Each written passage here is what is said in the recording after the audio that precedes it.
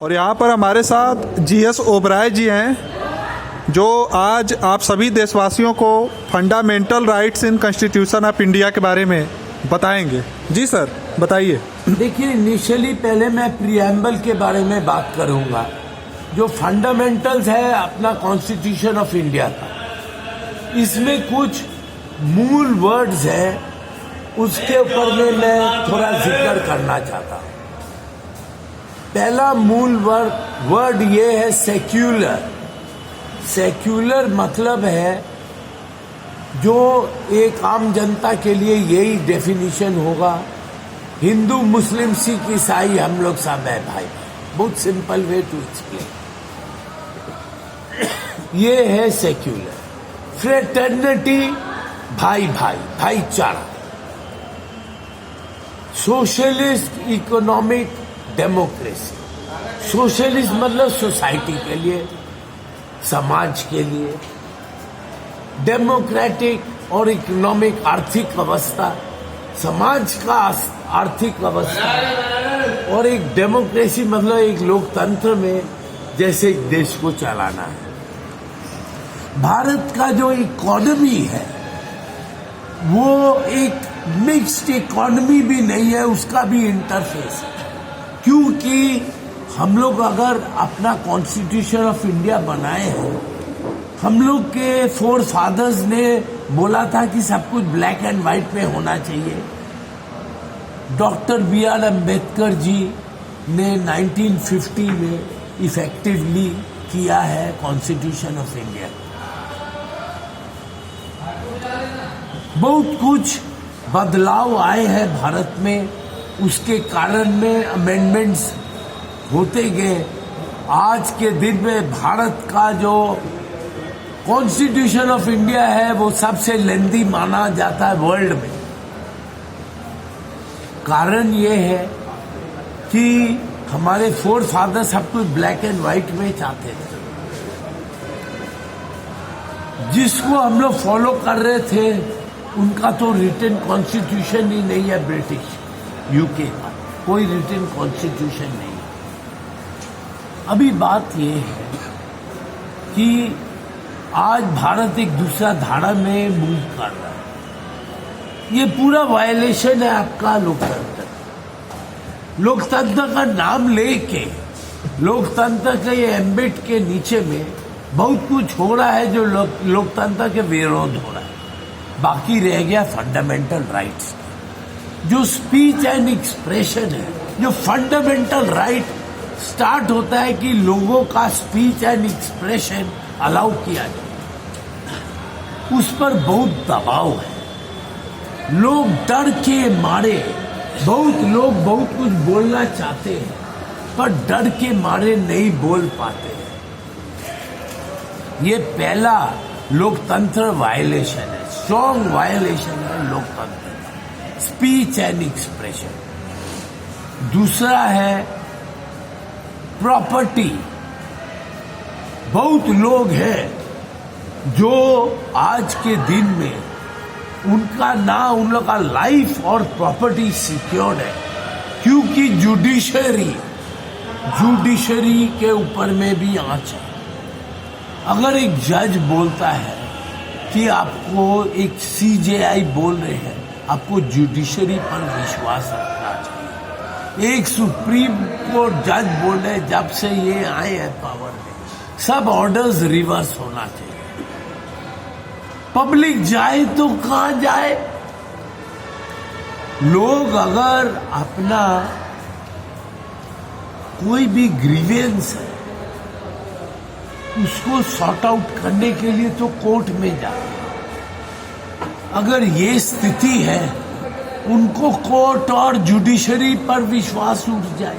लोकतंत्र की धज्जियां कांग्रेस पार्टी के शासन काल में उड़ाई जाती थी। जो दरवाजा होता था ना कोर्ट का, रात में नेताजी लोग खुलवाते थे। बोलिए बोलिए, अगर आप बोल रहे हैं तो बोलिए। देखिए, मैं एक बात जरूर बोलूंगा, मैं कांग्रेस पार्टी का आदमी हूँ। आप कांग्रेस पार्टी के आदमी हैं? सुनिए, और मैं भाजपा पार्टी का आदमी। ये जरूर बोलूंगा कि कांग्रेस क्यों आउट ऑफ पावर गया। कोई शक नहीं है कि कांग्रेस के लीडर्स ओवर कॉन्फिडेंट हो गए। बिल्कुल। आज चाहे मैं एक कांग्रेस का नेता हूं, मैं अपना समाज का एक सेवक भी हूं। अगर हमारे नेता ओवर कॉन्फिडेंट हो गए भारत में कि अरे कांग्रेस को कौन हरा सकता, ओवर कॉन्फिडेंट गलत करके ओवर कॉन्फिडेंट हुए थे अभी कि गलत करेंगे उसके बाद भी हम जीतेंगे। कोई भी एरिया में, लेकिन जनता जनार्दन है, एक कांग्रेस पार्टी को मुझे बोलने दीजिए, सबक आपको सिखाया है जरूर जनता मौका दिया ने। जाए। बिल्कुल, बोलिए। अगर वो ओवर कॉन्फिडेंट, कम से कम एक मैटर आया है, कोई इमरजेंसी का मैटर हो सकता है ना। अब बोलेगा परसों आई, चौथ आई, क्योंकि वो लोग ओवर कॉन्फिडेंट था कि हमको कौन हरा सकता है। कांग्रेस की नीतियां एक नंबर है। आज भी मैं बोलूंगा, कांग्रेस की नीतियां का कोई पार्टी भारत में क्या दुनिया में मुकाबला नहीं कर पाएगा। इतनी नेक नीतियां हैं, पर ओवर कॉन्फिडेंस इज सर्टेनली हम लोग का पैर पर कलोरी मारा है। राइट। हम कोई शक नहीं है कि ओवर कॉन्फिडेंस के कारण में हम लोग आउट ऑफ पावर हुए, और नीतियां के कारण में नहीं हुए।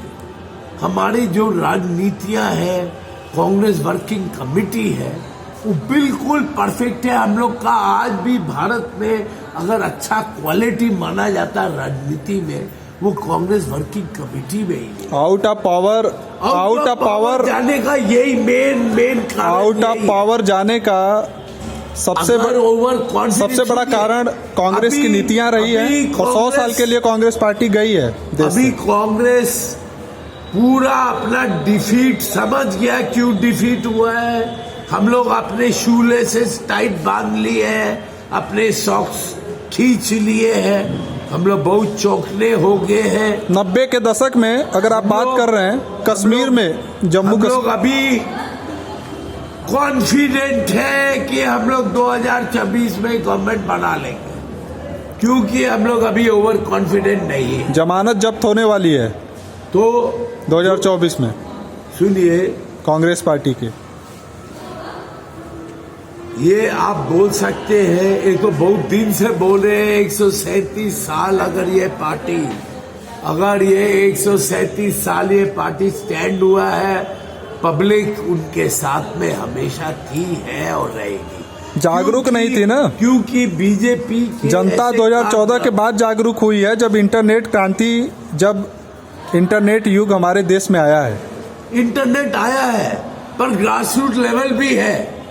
इंटरनेट जरूर आया है, ग्रासरूट लेवल भी है, सच्चाई ग्रासरूट लेवल आज देती है। देश की जनता मीडिया जागरूक नहीं हो चुकी देती है।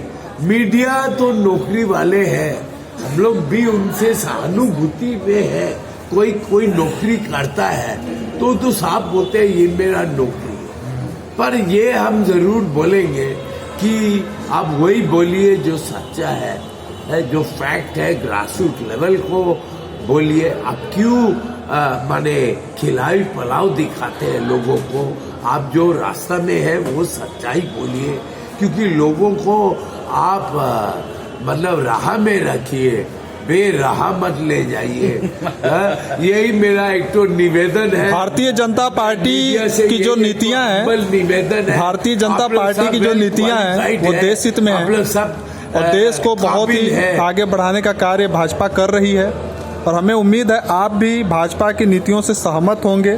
बिल्कुल नहीं, बिल्कुल नहीं, बिल्कुल नहीं। नेगेटिव था, सब जगह ही तो उल्टा है।